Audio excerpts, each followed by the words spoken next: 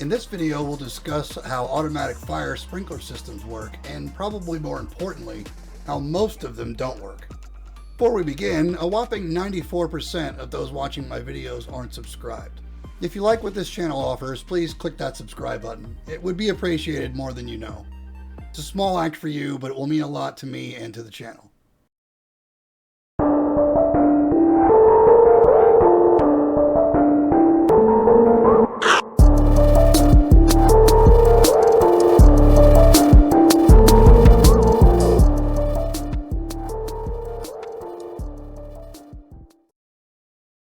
Over the years, I've worked with a number of different automatic sprinkler systems, and I'm always surprised with how they are perceived to work outside fire protection and safety disciplines. It seems simple enough. When a fire starts, water sprays out of the nozzles and puts the fire out by interrupting the fire triangle. As the diagram suggests, for a fire to be maintained, all three elements of the fire triangle need to be present and maintained at sufficient levels.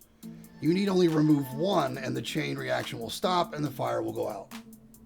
Sprinkler systems act on the heat of the fire, reducing it to a level below which combustion can occur and stopping the chain reaction.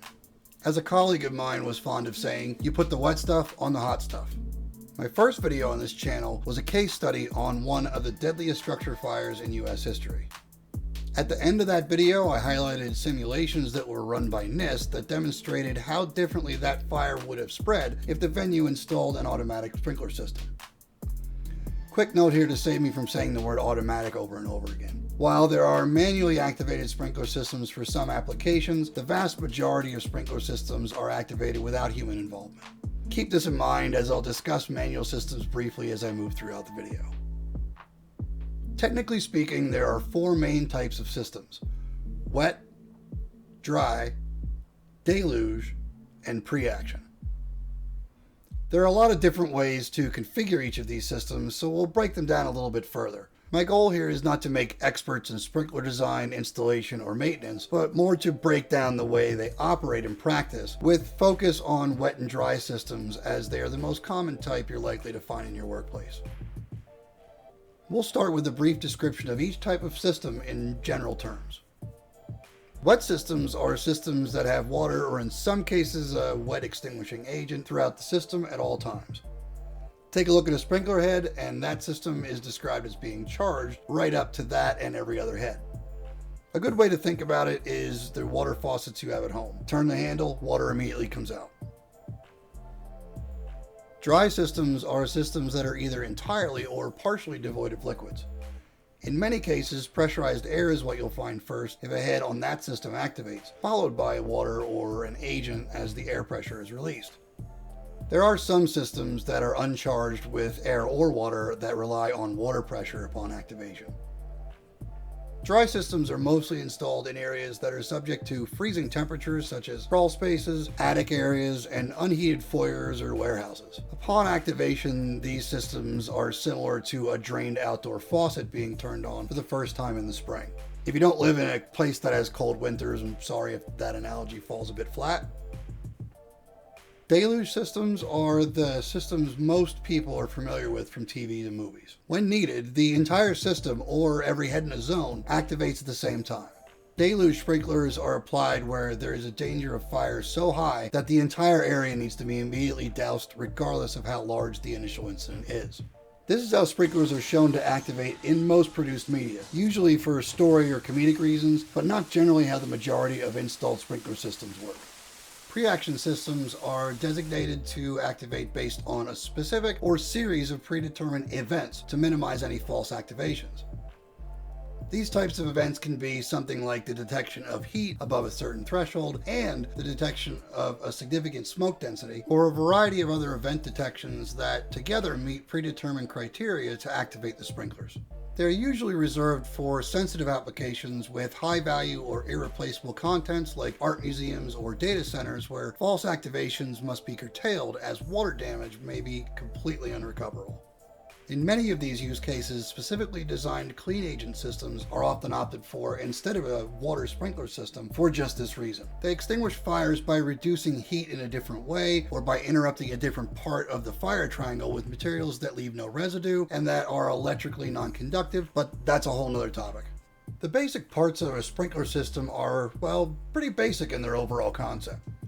First, you need a water source. Usually the same water source as the potable water for the facility, but this can occasionally vary. Second, you need sufficient water pressure. The water pressure needs of a sprinkler system can be higher than the pressure from your water source, so oftentimes a dedicated water pump or fire pump is installed to ensure that the system can meet the pressure required for design needs. The third part is the interior piping to send water to all the zones and individual sprinkler heads, and the fourth is the sprinkler head itself. The sprinkler head is basically a nozzle and consists of a sealing assembly, temperature-sensitive glass tube, and a water deflector. The design of sprinkler heads vary depending on things like how much water they need to flow and spread pattern to ensure that the head properly spreads water over the desired coverage area. Quick note here, there are times when, for a variety of reasons, sprinkler heads are recessed. For these applications, there is a mechanism that holds the assembly in the recessed position that releases via water pressure when the head activates. Now that we've gotten the basics out of the way, I would venture to guess that you've probably never been around when a sprinkler system is activated. Most people haven't. Hell, the ones I've been a part of were exclusively due to system malfunctions, freezing pipes, or because somebody messed with it. Under actual fire conditions, this is how wet and dry systems generally work. Inside a sprinkler head, there is a small glass tube wedged between the spreader and the sealing assembly that keeps the head closed. These tubes are engineered to break apart above a certain temperature range, releasing water at the desired flow rate. So the shatter temperature of those tubes needs to be reached for each individual head for that head to activate. Heat dissipates very quickly in open air, and if the temperature is reached for one head, it is unlikely that other nearby heads will activate in the majority of cases, unless there are multiple fires or the initial head fails to extinguish the instigating fire. One of the most common misconceptions when it comes to sprinkler systems is when there's a fire, all the sprinklers go off simultaneously. And I can understand why. Heck, I've had highly educated engineers fall victim to this perception, but in TV, movies, and other media, it's generally how they're shown to work for story or comedic reasons. The majority of systems are designed to confine the water to the area or areas where the fire actually is and where the sprinkler system is needed to limit water damage.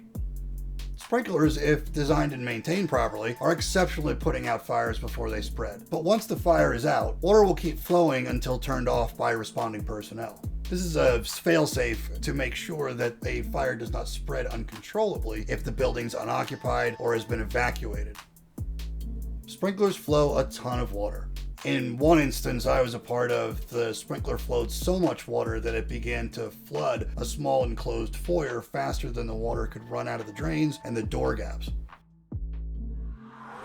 Following a fire, a large portion of the cost associated with recovery can be attributed to water damage and not direct fire damage, so you can see why limiting water damage is taken into consideration.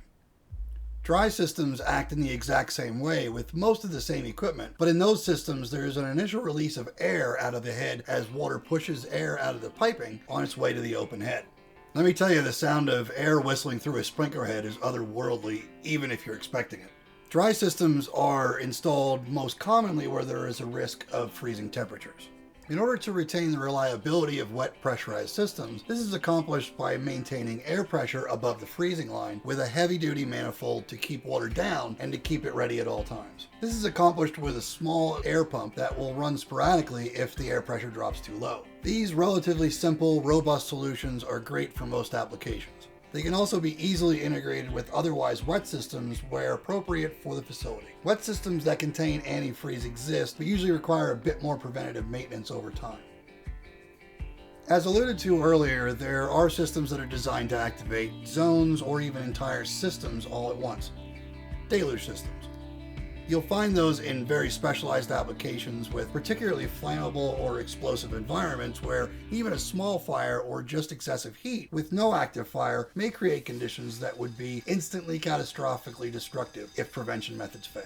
Good examples would be a system in, say, a fireworks factory or a propane tank storage facility.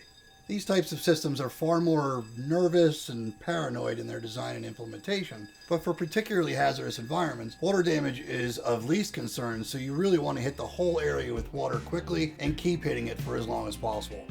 Pre-activation systems are functionally similar to the types of systems already discussed, with their uniqueness coming in the methods of activation and the way they behave once activated. The criteria can be very customized to the specific facility, so we're not really going to go into a great amount more detail in this video about pre-activation systems. So now that we know the basics of how sprinkler systems work, how do we know where we need them or don't need them? This is where the National Fire Protection Association comes in, at least in the United States, specifically NFPA 13. The requirements set in NFPA 13 are extensive, and we're not going to go over them chapter and verse here in this video. Their application can be very different not only for different structures, but can also vary wildly based on how a space will be used, what will be stored there, how many people occupy a space, and a whole host of other requirements to ensure that the installed sprinkler system will be able to adequately meet the demands of the fire risk posed. If you're a business owner or facilities manager, for best results, contact a reputable and licensed sprinkler system design firm to help determine if your sprinklers are adequate and in good repair. There really are just too many variables to begin discussing in this video. And don't forget your insurance company. In fact, for many, starting with your insurance company yields the best results, as it is in their best interest to provide assessments for your facility. They can get you started down the road to not only a compliant sprinkler system, but one that just might reduce your insurance premiums over time. Sprinklers are mostly in the background and an often neglected but crucial piece of infrastructure for any facility. It's a lot easier than you might think to end up with a deficient or even non-functional sprinkler system if repair and maintenance guidelines and requirements aren't followed. The basic OSHA requirements can be found under CFR 1910.159 automatic sprinkler systems. This is one of the shorter standards under OSHA, as the standards and practices are found in and mainly maintained by NFPA codes. OSHA codifies these statements into law with this statement. OSHA does provide some specifics as to what's expected with regards to ensuring that a sprinkler system is operational and adequate for the hazards present. I encourage review of this standard and the entirety of Subpart L for all facilities, as it not only outlines sprinkler requirements, but fire protection requirements in general as well. Be aware though that there are other regulatory bodies that may also have jurisdiction in addition to OSHA. State and local fire regulations and requirements may vary or have requirements above and beyond the requirements of OSHA. All this being considered, we'll stick with a good all-around approach along with what is minimally required.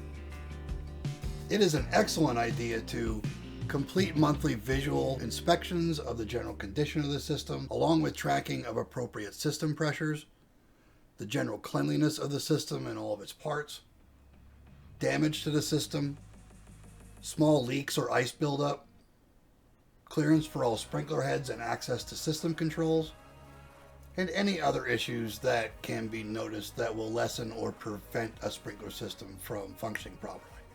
These are all things that can be easily accomplished with minimal training or expertise in plumbing or fire sprinkler maintenance. Regular flow testing is also required to ensure that sprinklers are functional and that proper flow rates are maintained. At a bare minimum, this should be done annually, but quarterly is prescribed by the NFPA, and a more frequent regimen may be required or desired based on the type of occupancy or the particular locality. Countries outside the United States may also have different requirements, but this video is certainly long enough already, assuming you haven't clicked away yet.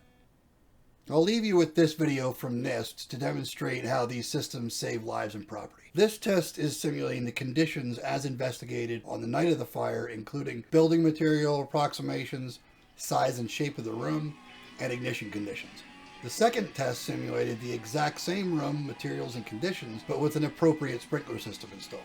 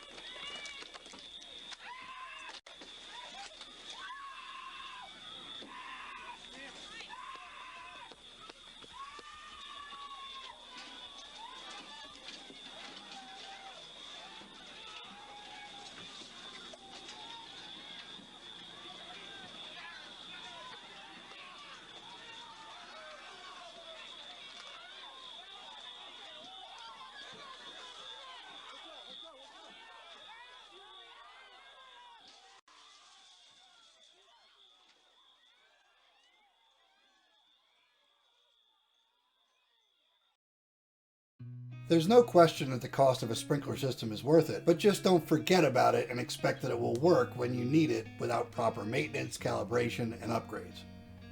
As a comparison, the majority of cars sold in the world today run out their entire life cycle without the airbags ever being deployed. But when you need them, you really, really need them. So ensuring that they're ready to go at all times is in your best interest. Sprinkler systems are certainly no different. Like I said at the beginning of this video, this isn't meant to make sprinkler system design experts or maintenance folks out of anybody watching. It's really to give a good idea as to the basic components of a sprinkler system, how they work, how they're expected to work, and some of the things that can go wrong over time if not properly maintained and inspected. Really hope you found this interesting and informative. If you liked the video, please give a like. Please consider subscribing to the channel. I'd like to get off lucky number 13 if possible. I'm not a particularly superstitious individual, but 14 would be nice. Thank you for watching, and I'll see you on the next video.